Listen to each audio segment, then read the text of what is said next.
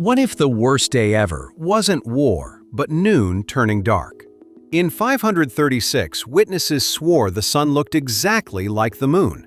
That's only one of 39 moments humans truly dreaded living through. We'll drop you into Leningrad's winter, Krakatoa's blast, and Chernobyl's night.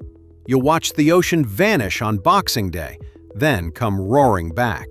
You'll smell the great stink when Parliament nearly fled the Thames. You'll count bread in ounces while shells fall across frozen streets. You'll see June snow kill crops after Tambora erased summer. Stay, because the countdown from unbelievable to unforgettable starts right now. Year 536. Global volcanic winter. Sun darkened for months. The sky dimmed for months, and harvests failed brutally. Around 536, observers from Ireland to Syria wrote about darkness. Procopius in Constantinople described a sun like the moon. Ice cores later flagged massive volcanic sulfate, likely from Iceland. Cassiodorus in Italy pleaded for grain as winter lingered. Tree rings show extreme cooling, narrowing growth across northern forests. Famine followed, then plague decades later, compounding the misery. Imagine noon twilight disrupting markets, armies, and fragile medieval logistics. When the sun returned, societies had already reshaped under stress. The Black Death, 1347 to 1351. Europe's population collapses, order shakes. Europe's social fabric ripped as plague killed up to half. It arrived via Genoese ships after Kaffa, spreading through ports. In Florence, Boccaccio described neighbors avoiding even dying friends. Yersinia pestis traveled by fleas on rats and humans. Clergy, merchants, and gravediggers faced shortages, fear, and suspicion. Some cities chased flagellants, others quarantined ships at anchor. King Edward III ordered cleanup. Venice created formal health boards. Trade stalled. Wages rose later, and feudal ties loosened unexpectedly. Survivors rewrote wills, rituals, and work, reshaping Europe's future. 1918–19, Spanish flu, a pandemic that killed millions. A wave of fever hit armies and cities, then everywhere. In spring 1918, H1N1 emerged. By fall, deaths spiked. Philadelphia held a parade. Hospitals overflowed within days.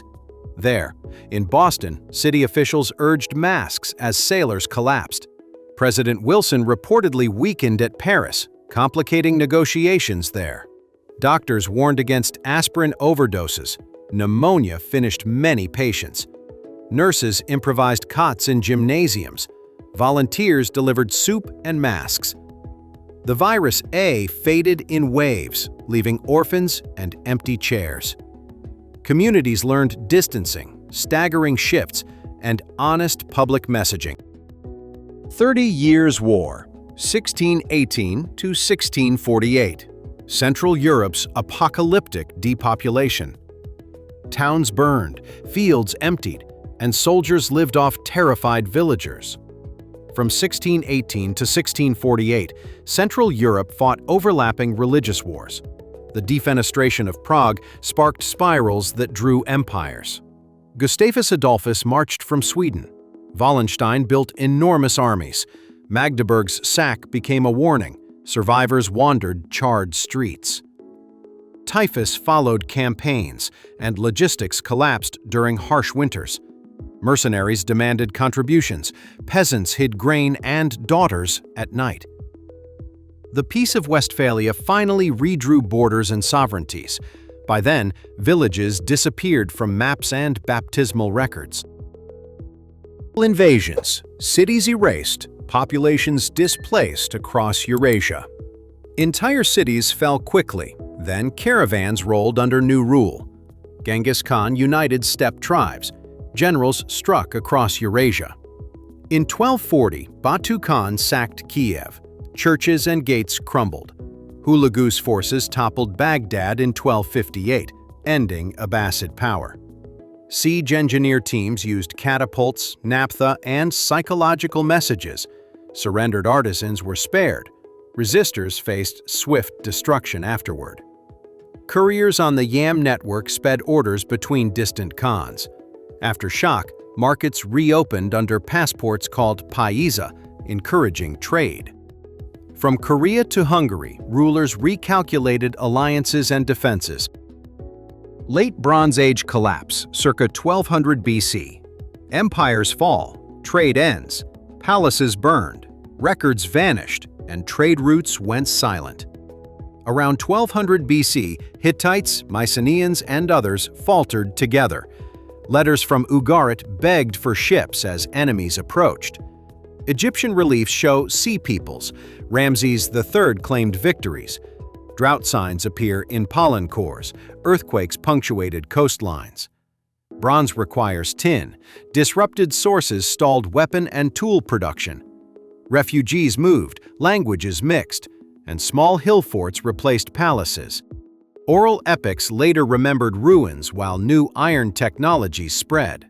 When scribes returned, they wrote from different capitals and priorities.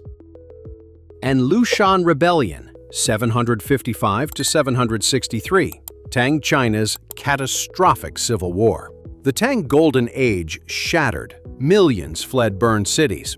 General An Lushan declared himself emperor, seizing Chang'an and Luoyang. Emperor Xuanzong evacuated. Yang Guifei died during the chaotic retreat. Frontier allies like the Uyghurs intervened, extracting heavy payments. Grain tribute stalled. The Grand Canal became a battlefield. Cavalry skirmishes alternated with sieges, famine, and regional defections. Poets Du Fu and Li Bai captured grief and displacement. After suppression, provincial Jiedushi held power, weakening the court. The dynasty survived, but its centralized confidence never fully returned. Great Famine, 1315 to 1317. Endless rain. Europe starved and despaired. Rain ruined harvests. Hunger turned villages cautious, desperate, and strange. Northern Europe saw continuous storms. Grain rotted in barns. Edward II's England imported wheat. Prices still climbed steeply. Chronicles mention eating seed grain and slaughtering draft animals. Roads turned dangerous as travelers begged, bargained, or stole. Flooded salt pans cut supplies. Herring fisheries also collapsed. Parish relief strained. Monastic cellars ran empty by spring. When weather improved, fields needed plows, seed, and surviving hands. The next generation entered adulthood shorter, cautious, and wary. Justinianic Plague, 541 to 549. The first pandemic hammers Byzantium. Constantinople's streets clogged with carts carrying bodies to trenches. In 541, plague arrived from Egypt. Ships brought grain and fleas. Emperor Justinian fell ill. Empress Theodora kept administration steady. Procopius wrote of silent harbors and shuttered workshops. Officials hired gravediggers and marked houses with lime. Priests and physicians argued causes. Panic traveled faster than answers. Grain doles continued shakily. The Annona tried to calm unrest. After waves receded, manpower shortages reshaped taxes and armies. The empire survived, altered, and wary of ships from Egypt. Year without a summer. 1816. Frost in June. Harvests fail. June frosts in New England blackened corn like spilled ink. After Tambora's 1815 eruption, ash veiled skies across continents. Farmers in Vermont moved west after repeated crop failures. In Switzerland, Mary Shelley wrote Frankenstein beside darkened Lake Geneva.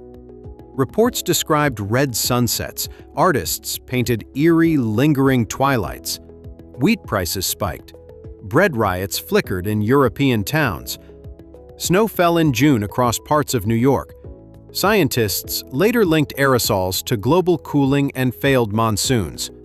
When skies cleared, migrations and memories had already reshaped communities. Irish potato famine, 1845 to 1852, starvation and mass emigration. Dinner vanished when blighted tubers turned black, sour, and useless. Across Ireland, Phytophthora infestans rotted fields in weeks, not months. Workhouses overflowed. Coffin ships carried families toward Liverpool, Boston, Quebec.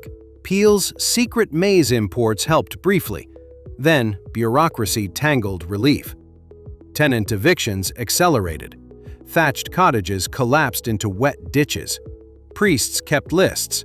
Landlords debated rates, while villages quietly emptied. Skibbereen became shorthand for hunger. Travelers wrote of hollow faces. By winter, wakes shrank, and wakes became numbers in ledgers. Across the Atlantic, Irish neighborhoods formed, carrying songs and parish names. Taiping Rebellion, 1850 to 1864. Deadliest civil war in history.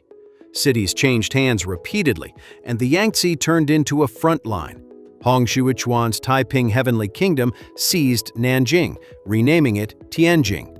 The Qing mobilized local armies under Zheng Guofan and Li Hongzhang. Foreign advisors like Charles Gordon trained the ever-victorious army. Sieges dragged on, granaries burned, refugees clogged causeways around lakes. Edicts banned cues, opium, and certain rituals, forcing cultural breaks. Battles near Angqing and Suzhou became lessons in attrition. When Tianjing fell, the palace mosaics hid starving defenders.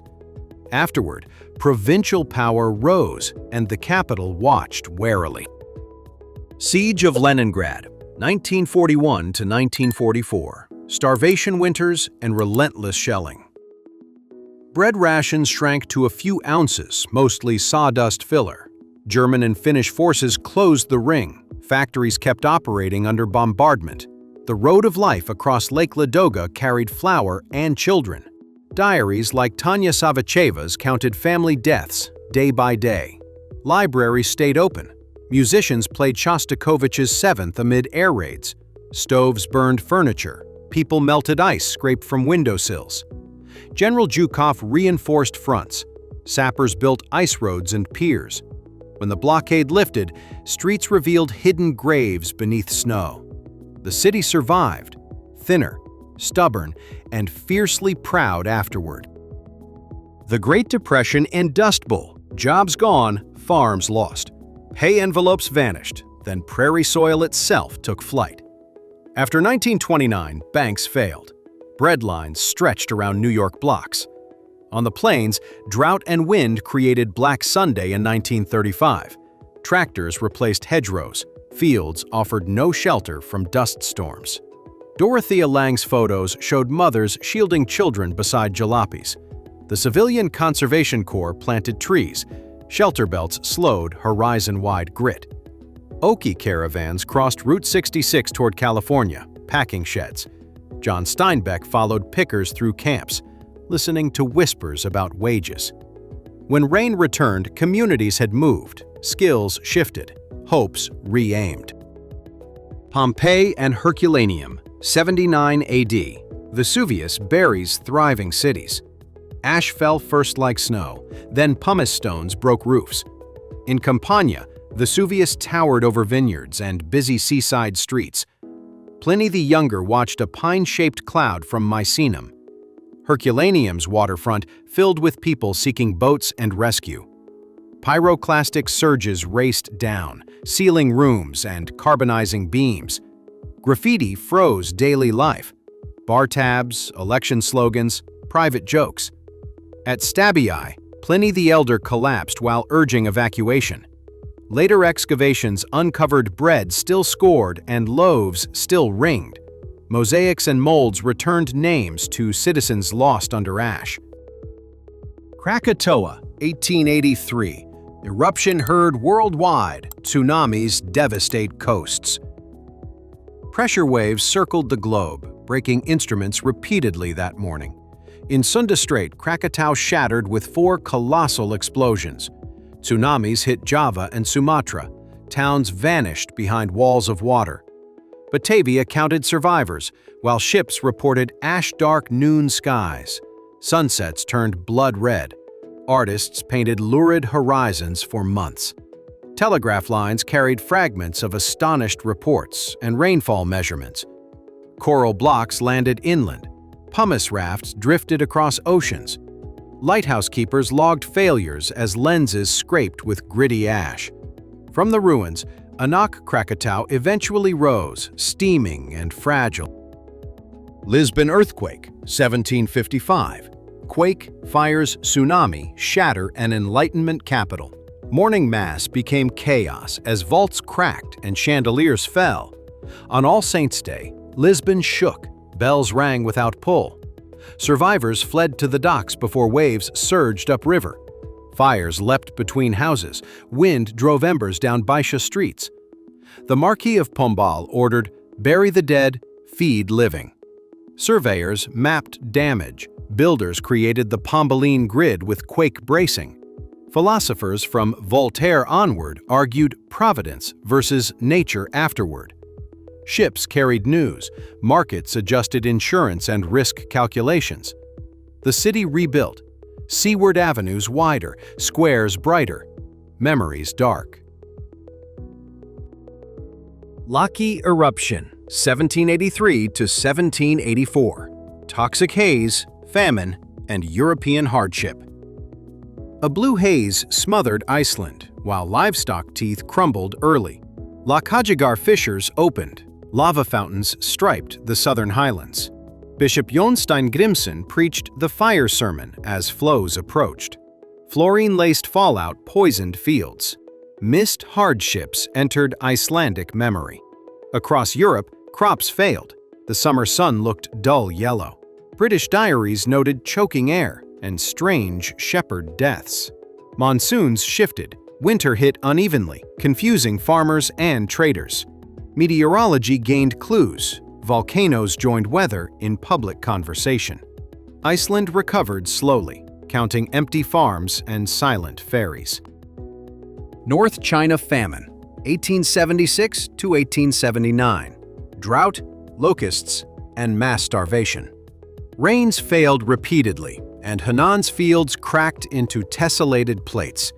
Locust swarms stripped orchards, leaving branches like clean bones. Caravans carried rumors of relief that arrived too late. Missionary networks documented suffering. Timothy Richard organized soup kitchens. Officials like Li Hongzhang weighed transport costs against strained treasuries. People sold tools, daughters, and heirlooms to buy handfuls of millet. Banditry rose, then dissolved when granaries finally reopened. Wells ran brackish. Travelers counted bodies beside dry canals. Years later, villages rebuilt with new drought prayers and schedules. Great Bengal famine, 1770. Markets collapsed, millions starved. Harvest promises broke when monsoon patterns turned unreliable and thin. In Bengal, company tax demands collided with disappearing grain supplies. Boatmen moved rice quietly. Black markets expanded at night. District reports reached Calcutta, debating remissions and price ceilings. Travelers described skeletal lines outside locked warehouses at dawn. Disease followed hunger. Smallpox and dysentery spread quickly between huts. Warren Hastings noted losses as zamindars defaulted on payments. Fields recovered slowly, but families shrank and land changed hands. The Delta remembered empty courtyards long after rains returned. Great Plague of London, 1665, a city sealed by death. Red crosses marked doors while bills of mortality climbed weekly. Summer heat thickened alleys. Carts collected bodies at night. Samuel Pepys recorded rumors, cures, and awkward street encounters. Watchmen enforced quarantines. Plague doctors in beaked masks made rounds. Cats and dogs were culled. Rats kept moving regardless. Theaters closed. Coffee houses whispered news through muffled handkerchiefs. Wealthier families fled upriver, leaving apprentices to guard shops. When frost came, cases fell, and churches rang cautiously again. London reopened with lists of missing apprentices and masters. Great Stink of 1858. London chokes on the Thames. Parliament nearly fled as the river turned into ammonia. A hot summer amplified sewage fermenting along embanked mudflats. Cholera haunted memories. Doctors argued miasma versus waterborne transmission. Joseph Bazalgette proposed intercepting sewers with massive outfall tunnels. Engineers raced brick by brick along the embankment walls. New pumping stations gleamed with ironwork and optimistic plaques. Newspapers joked darkly. Clerks pinned handkerchiefs soaked in disinfectant. Once completed, outbreaks fell, and noses finally trusted river breezes. Victorian London learned infrastructure could literally clear the air. Boxing Day Tsunami 2004. Indian Ocean coasts devastated. Morning beach crowds never expected the sea to withdraw so far. A great quake off Sumatra sent waves toward Aceh within minutes. Sri Lanka, Thailand, and India saw harbors emptied, then swallowed. Tourists filmed puzzled fish on sand before water returned violently. Phuket lifeguards sprinted. Fishermen cut lines and gunned engines seaward. Cell networks failed. Radios carried hospital pleas in multiple languages. Helicopters followed debris fields. Maps redrew coastlines and river mouths. Aid convoys crossed washed-out roads. Survivors searched lists at schools. New warning buoys arrived later, blinking quietly against future silence. Great Kanto Earthquake, 1923. Tokyo, Yokohama fires and panic. At lunchtime, cooking stoves tipped and firestorms chased collapsing streets. The quake struck Kanto. Aftershocks hammered bridges and rail lines. In Yokohama, warehouses exploded. Harbor cranes twisted like paper clips. Refugees crowded Sumida riverbanks as embers rained. Rumors spread faster than official notices in the smoke. Martial measures followed. Water brigades carved fire breaks with dynamite. Temporary barrack cities rose across schoolyards and temple grounds. By winter, bricks and char mixed with orderly new plans. Tokyo rebuilt wider streets, heavier beams, and stricter building codes. Chernobyl, 1986. Reactor explodes, Pripyat evacuated overnight. A routine test spiraled into steam explosions and graphite fires. At the RBMK reactor near Pripyat, control rods jammed fatally. Firefighters climbed roof ladders unaware of lethal neutron flux. Anatoly Dyatlov argued procedures, alarms drowned under chaos. Valery Legasov later described the emergency in gritted, exhausted detail. Buses lined up, loudspeakers ordered residents to pack for days. Helicopters dropped sand and boron, pilots flew through shimmering plumes. Liquidators scraped rooftops, dosimeters clicked like angry insects. The zone remains fenced, forests reclaiming apartment blocks and schools. Toba supereruption approximately 74,000 years ago. Sun dimmed, population stressed. Skies likely turned hazy worldwide, cooling temperatures for seasons. At Lake Toba in Sumatra, a caldera collapsed into water. Ash layers appear in far-off cores and archaeological sites. Some scientists proposed a human bottleneck, others urge caution. Stone tools show people adapted beside shifting lakes and savannas. Monsoon belts wobbled. Grasslands traded places with scrub unexpectedly. Campfires moved with herds. Elders changed migration stories for grandchildren. Volcanoes joined predators as dangers shaping early human calendars. The lake today mirrors cliffs hiding that ancient global disturbance. Thera eruption circa 1600 BC. Aegean trade disrupted. Islands abandoned. Akrotiri's frescoes froze ships, lilies, and careful urban plumbing. Then Santorini blew, leaving a flooded caldera and drifting pumice.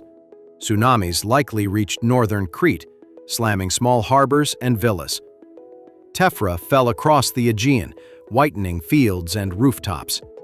Linear A tablets paused, then resumed elsewhere with altered routes. Sailors hugged coastlines. New ports rose while old quays sank. Legends later echoed islands swallowed by angry seas. Archaeologists traced buried rooms with intact jars and bed frames. The network recovered, but hubs and gods weren't the same. 1931 China floods. Yangtze and Huai River basins inundated. Water reclaimed floodplains, submerging towns for months, not days. Unusual snows, spring thaws, and monsoon rains stacked catastrophically. Wuhan turned into an archipelago. Boats replaced carts and carriages. Dikes failed. Refugees built reed rafts and moved ancestral tablets. Disease followed in crowded shelters. Rice paddies became inland seas. Officials counted losses while missionaries organized inoculations and kitchens. Newspapers showed rooftops like islands amid endless brown water. When rivers receded, silt covered streets and temple courtyards. Rebuilding meant higher levees, new gauges, and wary festivals. Great Hurricane of 1780. Caribbean islands devastated for months. Masts snapped like twigs, and forts lost entire parapets. Barbados, Martinique, and St. Lucia suffered unimaginable winds. Warships vanished. Naval plans across the Caribbean instantly changed. Sugar estates scattered roofs. Cane fields flattened into woven mats. Survivors described birds stripped mid-air and stones tumbling uphill. Colonial governors begged supplies as harbors filled with wreckage. Messages traveled by survivors' boats, not predictable couriers anymore. Weeks later, another storm deepened grief and shortages further. Charts added warnings. Sailors read skies with renewed humility. The Somme, 1916. Industrial war, mud, and relentless shell fire. An opening barrage promised gaps. Barbed wire often remained. On July 1st, British units advanced into intact machine guns, trenches filled with chalky mud. Names like Mametz and Thiepval stuck. French attacks near the Somme River ground forward steadily. Creeping barrages taught lessons in feet, minutes, and timing. Tanks appeared at Flers-Courcelette, breaking wire but often bogging down. Stretcher-bearers crawled nights, whispering names through shell bursts. Months later, lines shifted miles at equal cost to all. Soldiers carried home mud memories and folded trench maps.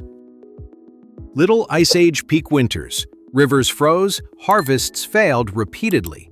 Londoners skated past market stalls during frost fairs on Thames. Dutch painters caught canals crowded with sleds and smoky chimneys.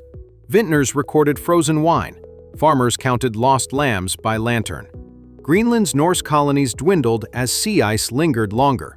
Glaciers advanced. Alpine villages rang bells to scare avalanches. Scribes noted sunspots and strange halos around winter moons. Communities shifted crops, storing rye and hardier pulses. When seasons moderated, rituals and calendars still remembered hard winters. Stories warned children about thin ice and late spring thaws. Post-1492 Americas. Epidemics explode, societies collapse catastrophically. Smallpox, measles, and influenza raced ahead of conquistadors inland. Tenochtitlan faced epidemics as alliances and sieges tightened. Chroniclers wrote of noble courts suddenly missing advisors and heirs. Cuitlawak reportedly died of smallpox during critical months. Villages combined ceremonials, burials, and negotiations with newcomers. Survivors reorganized labor, fields, and tribute under new authorities. Maps redrew boundaries as missions and forts spread outward. Over generations, languages braided. New foods crossed oceans both ways. The demographic shock reshaped continents, cultures, and remembered ancestors. Antonine Plague, 165 to 180. Rome's armies sickened. Economy faltered. Legions returning from the east brought a devastating sickness westward. Galen described fever, pustules, and lingering weakness after recovery. Markets slowed. Festivals shrank. Funerals multiplied across provinces. Emperor Marcus Aurelius campaigned while letters tracked shortages. Border forts reported thin cohorts and delayed rotations repeatedly. Civic eurgotism, Public gifts kept granaries open in anxious towns. Temples saw heavier traffic. Philosophers debated causes and duties. Waves returned unpredictably, exhausting physicians and magistrates alike. The empire endured, more cautious about distant victories afterward.